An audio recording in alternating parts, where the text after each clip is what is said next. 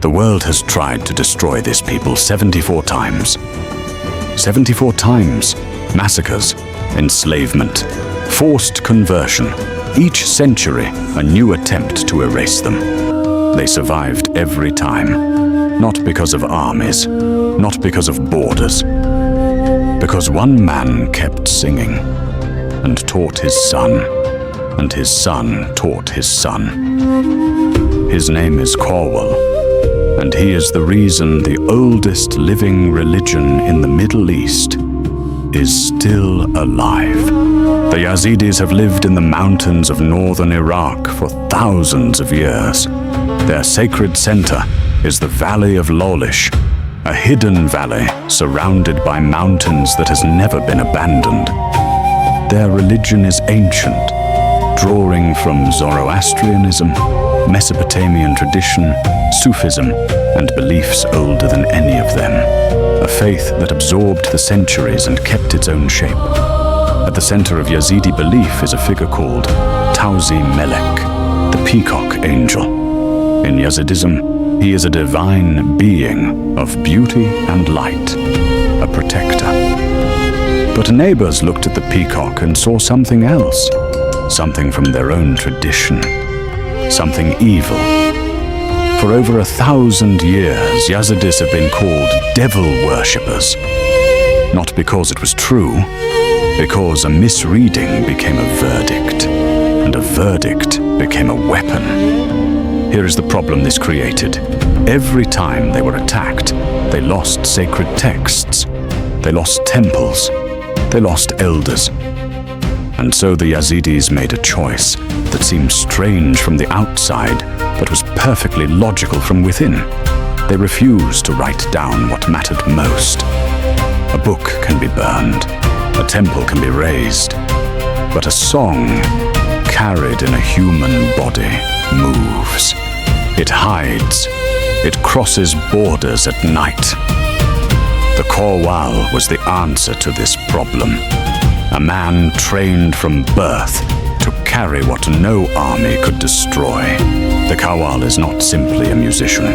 He is a hereditary religious specialist, born into a specific caste, from a specific clan, carrying a specific responsibility. His knowledge is called the Qawwal, the sacred hymns. The corpus of all the hymns together is called the ocean. Vast, deep, and navigated only by those trained to sail it. Each hymn has two components the Qawwal must master, the words and the melody. Text without melody is incomplete. Melody without text is silent. Both must be carried in the same body. Traditionally, the Qawwal traveled. Once a year, every year, he would visit every Yazidi community, carrying the 7 sacred peacock standards, and perform. He was the newspaper, the priest, and the library all in one. When he arrived, the village gathered, and when he sang, the hymn was not entertainment. It was a transmission. The audience received something they were meant to carry forward. The hymns covered everything: creation, the history of the faith, stories of miracles, instructions for proper life, the names of the sacred, the nature of death. Now the 73rd time. The year was 2007. A truck bomb in Catania. 800 dead in a single morning. 7 years later, the 74th time, August 3rd, 2014, before dawn.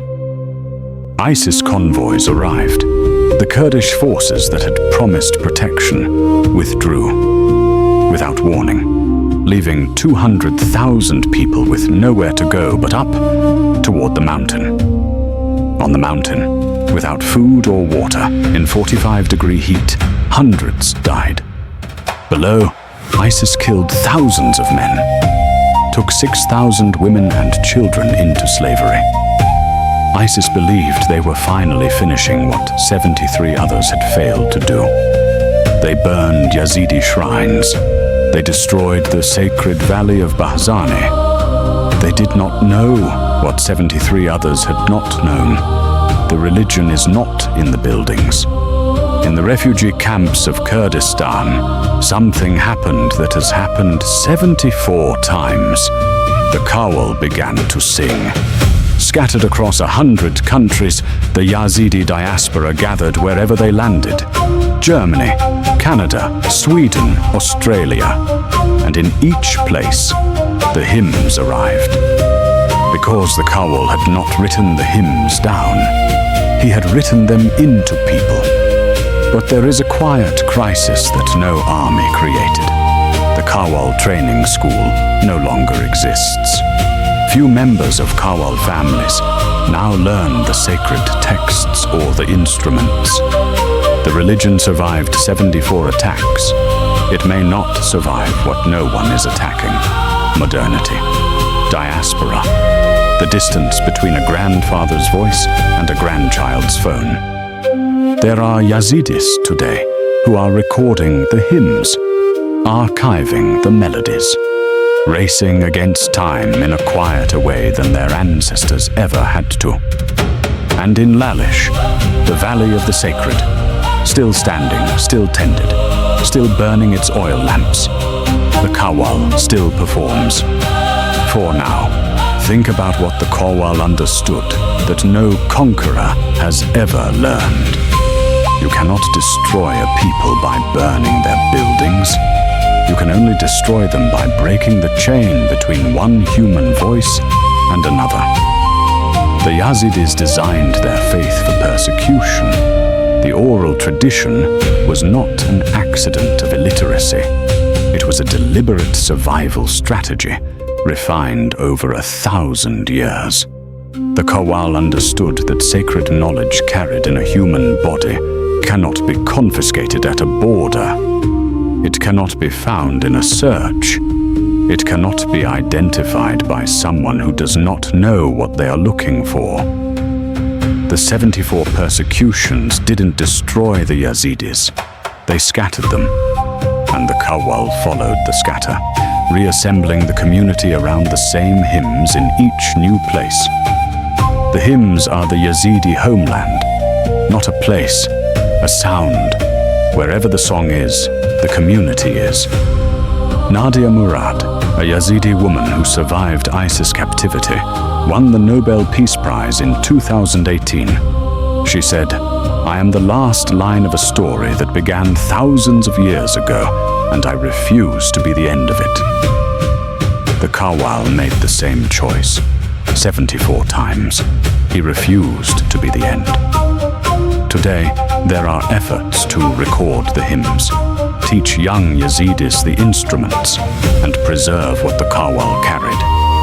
Not because the old way has failed, because the world has changed around it. Now ask yourself, what in your own life depends on a chain of transmission that could be broken, not by violence, but simply by forgetting to continue it?